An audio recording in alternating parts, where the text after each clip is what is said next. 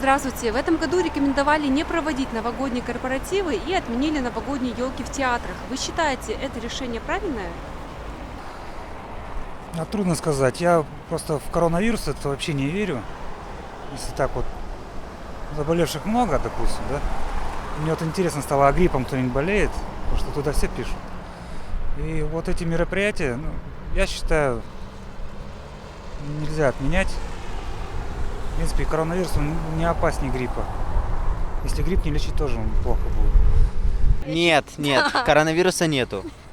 Это не верите? правильное Нет. решение. Это неправильное решение. Правильное решение, чтобы Это неправильно. было безопасно, чтобы сохранить здоровье. Правильно ли это решение? Но я бы сказал так, что, наверное, оно более безопасно, если это реально основано на чем-то, да, медицинском.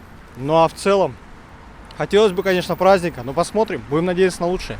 Я даже не думала об этом, от вас первый раз слышу, если честно. Поэтому еще пока мнение свое не сложила. На данный момент, да. Почему? Пандемия. Нас лишили уже 9 мая парада, еще каких-то праздников. И сейчас любимый праздник всего народа Новый год. Не знаю, я против.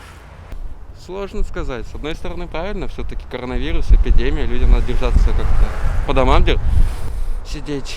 Но это же Новый год, праздники, все равно должны быть какие-то мероприятия. Волшебство же не должно пропадать. Поэтому, сложно сказать. 50 на 50.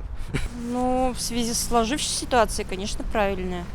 Чем нужна лишняя заболеваемость. Поэтому праздник всегда можно отметить в тесном семейном кругу.